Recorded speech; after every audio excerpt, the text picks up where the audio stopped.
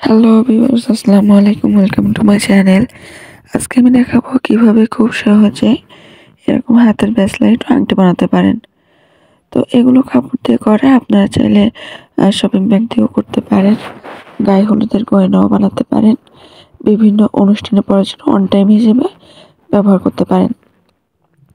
আমি এখানে 2 ইঞ্চি লম্বা করে কাপড় কেটে নিচ্ছি, আর 2 ইঞ্চি লম্বা প্লাস চওড়া দুইটাই করব। আমি একটা ফুল দেখিয়ে দেব, তাহলে আপনারা বুঝতে পারবেন আমি কিভাবে কাজটা করেছি। 2 ইঞ্চি লম্বা করে কেটে তারপর হচ্ছে চওড়ায়ও 2 ইঞ্চি করে কেটে নিচ্ছি। এভাবে আমি অনেকগুলো পাপড়ি কেটে নিচ্ছি। আর এই পাপড়িগুলো কিভাবে করতে হয় তার একটা ভিডিও আমি হেয়ার ব্যান্ড করেছিলাম, সেখানে দেখিয়েছিলাম। তো এটাও সেম নিয়মে দেখুন, 2 কোণা ভাঁজ করে আবার 2 কোণা ভাঁজ করে সেলাই করলে হয়ে যাবে। 2 কর্নার ভাঁজ করে আবার 2 কর্নার ভাঁজ করে তারপর সেলাই করতে হবে। তো আমি এখানে সুইয়ের সাহায্যে দেখাচ্ছি, আপনারা চাইলে মেশিন দিয়েও কাজ করতে পারেন। একটা একটা করে পাপড়ি দিয়ে অনেকগুলো পাপড়ি বড় করতে চাইলে অনেকগুলো দিতে হবে, আর ছোট করতে চাইলে 4টা 5টা পাপড়ি দিলে ছোট হয়ে যাবে। তো আমি নিচেরটা 6টা পাপড়ি, উপরেরটা 4টা পাপড়ি, এইভাবে পুরো কাজটা কমপ্লিট করব। আর আমার কাজগুলো যদি বুঝতে আপনাদের অসুবিধা হয় তাহলে অবশ্যই কমেন্টস করে জানাবেন, আমি আপনাদের কমেন্টসের উত্তর দেব। তো এই সেম প্রসেসে আমি পুরো একটা ফুল করে নিলাম। এখন এর উপরে আরেকটা ফুল বসিয়ে নিব, 2টা ফুল করে নিব। আর তারপর দেখুন এখানে একটা পুঁতি ব্যবহার করছি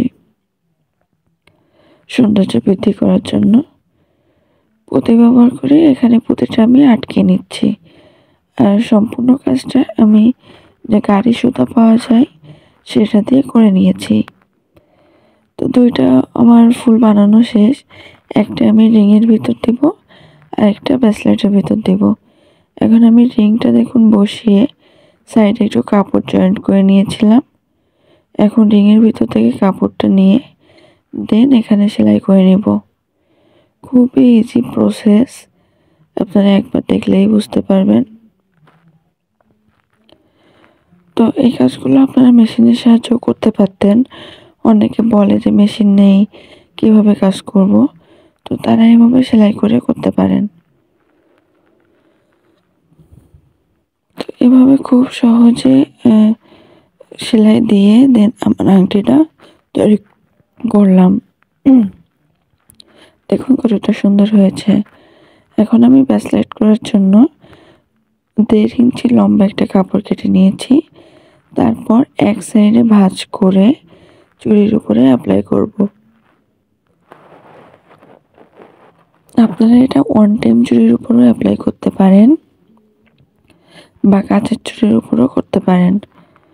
আমার এখানে এই চুড়িটাই ছিল, এজন্য আমি এটার উপরে আপনাদের দেখিয়ে দিলাম। এভাবে অনবরত পেঁচাতে থাকবেন। এখানে আঠা দেওয়ার দরকার নেই, আঠা না দিলেও চলবে। জাস্ট প্রথমে সেলাই করে শেষেও সেলাই দিয়ে নিলে হয়ে যাবে। আর অবশ্যই পিছনে একটা গিট দিয়ে নেবেন, তাহলে কাজটা খুলে যাওয়ার সম্ভাবনা থাকবে না। এভাবে আমি পুরো দেখুন সুন্দর করে সেলাইটা করে নিলাম। সেলাই করার পর এখন আমি এখানে একটা ফুল বসিয়ে নিব। আর এই সেম প্রসেসে আপনারা শপিং ব্যাগ দিয়ে গায়ে হলুদের গয়না বা বিভিন্ন অনুষ্ঠান, দেখুন বাচ্চারা বিভিন্ন অনুষ্ঠানে নাচ করতে যায় বা বিভিন্ন খেলাধুলা, তারপর যেমন খুশি সাজো প্রতিযোগিতায় যায়, সেইখানে আপনারা এগুলো দিয়ে কাজ করে বা ফুল বানিয়ে হাতের ব্রেসলেট গহনা বানিয়ে বাচ্চাদের পড়াতে পারেন। তো কাজটি কেমন হয়েছে জানাবেন, ভালো লাগলে লাইক কমেন্টস এবং সাবস্ক্রাইব করবেন। Thanks for watching. আল্লাহ হাফেজ।